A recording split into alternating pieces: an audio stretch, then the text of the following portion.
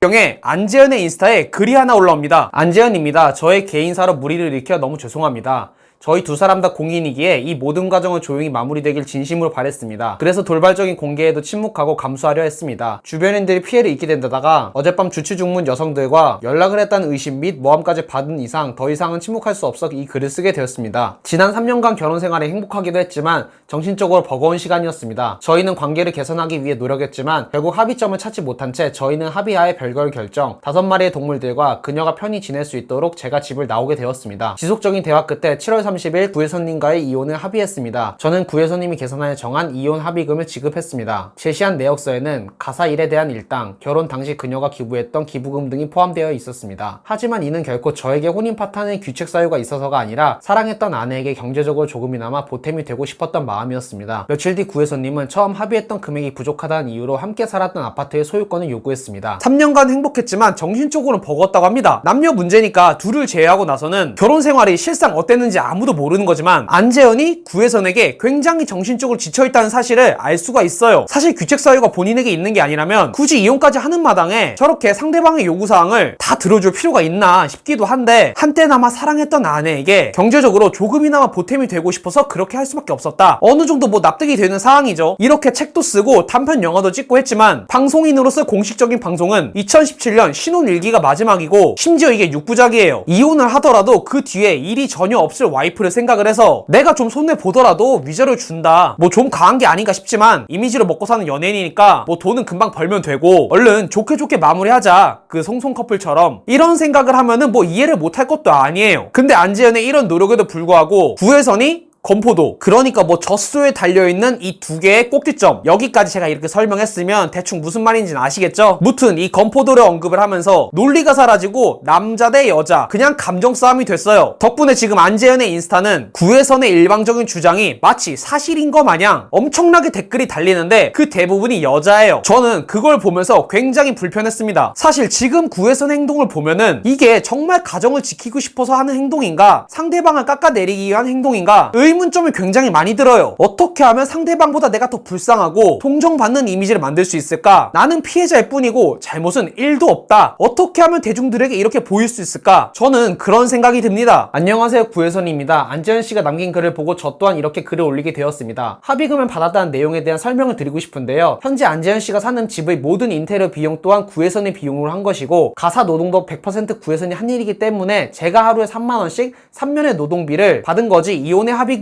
받은 게 아닙니다. 그러니까 지금 내가 받은 돈은 내가 여태까지 결혼 생활을 하면서 가사 노동을 나 혼자 했기 때문에 하루에 3만원씩 3년 동안 계산해서 내가 안재현에게 당연히 받아야 될 돈이고 지금 안재현이 사는 오피스텔 인테리어 비용 이걸 나 구혜선의 돈으로 했는데 못 받았다. 그리고 안재현에게 규칙 사유가 있기 때문에 이거에 대한 정신적인 피해 보상, 즉 이혼 합의금을 못 받았다 이 소리인데 다른 거 다 제껴두고 가사 노동 하루에 3만원 이거 제대로 측정한 거 맞나 이런 생각이 들어요. 저는 이렇게 전문 가사 시터 시급이 10,000원인데 과거 구혜선은 미우새에서 미우새 구혜선 안재현과 요리 해먹냐는 질문에 늘 시켜먹는다. 이후 구혜선은 안재현과 집에서 음식을 같이 해서 먹는 편이냐는 신동엽의 질문에 시켜서 먹는다 항상 이라고 대답하며 웃음을 자아냈다. 구혜선이 요리를 못하는 사실이나 안재현이 대신 요리를 하거나 설거지를 하는 내용은 신혼일기에도 이미 뭐 나왔던 사실이죠. 가사 노동에서 요리, 설거지, 청소, 빨래 이것 빼면은 뭐가 남아요? 저 중에서 요리를 시켜먹고 설거지를 안재현이 한다면 청소, 빨래 이거밖에 없어요. 반려동물이 5마리라고 했으니까 뭐 똥 치우는 게 한 5배쯤 될 것 같은데 그건 일반적으로 하는 가사노동에 취급이 안 되는 사항이죠. 그러니까 구혜선의 가사노동 3만원도 전 사실 굉장히 납득하기 어렵습니다. 애가 있는 것도 아니고 촬영 때문에 바빠서 집에도 잘 못 들어오는 남편과 본인 이 2명분의 빨래가 되면은 뭐 얼마나 된다고. 전문 가사 노동하는 시터도 겨우 시급 10,000원 받으면서 청소, 빨래, 요리, 설거지 이렇게 다 빡세게 하고 퇴근하는데 요리를 못하는 구혜선이 상식적으로 청소, 빨래 이건 뭐 잘할 수가 없죠. 술을 좋아했고 술에 취해 여성들과 통화하는 것을 제 눈으로 보고 제 귀로도 들었습니다. 이것도 뭐 구혜선의 일방적인 주장일 뿐이지 아직까지 뭐 증거도 뭣도 없어요. 이거 증거 찾으려고 안재현 오피스텔에 그렇게 쳐들어간 건가? 남편이 생일날 소고기 묵국이 먹고 싶다고 하여 새벽부터 준비해 끓여놓았는데 한두 숟갈 뜨고는 모두 남기고 밖으로 나가 외부 사람들과 생일 파티를 하는 남편을 보며 저 사람 정말 마음이 멀리도 떠났구나 알고 알고 있었습니다. 남편이 먹고 싶다고 해서 소고기 끓여줬는데 몇 번 먹다 남기면은 서운할 수 있어요. 충분히 서운할 수 있어. 구누님이 요리를 못한다고 하니까 정말 몇 숟가락 먹고 도저히 못 먹겠다 싶어서 그래서 할 수 없이 남긴 거일지도 모르죠. 근데 요리해본 분들은 아시겠지만 소고기 묵국 끓이는 거? 그거 그렇게 어렵지 않습니다. 쉬워요. 고기 좀 넣고 볶다가 재료 넣고 물 넣고 끓이면서 간 맞추고 그러면 완성이에요. 그렇게 어려운 거 없어요. 근데 새벽부터 생일상 거하게 차려놨는데 외면당한 거 마냥 엄청나게 과장하고 감성적으로 써놨죠, 글을. 솔직히 사회생활 하는 사람인데 남들이 생일 파티 해준다고 하는데 그걸 또 안 할 수는 없잖아요. 어떻게 외부 사람들이랑 생일 파티 따로 한 거랑 자기가 만든 국 남긴 거랑 같이 엮어가지고 마음이 떠났다 이렇게 생각을 할 수 있는지 저는 이 부분이 제일 이상합니다. 제 눈에는 물과 기름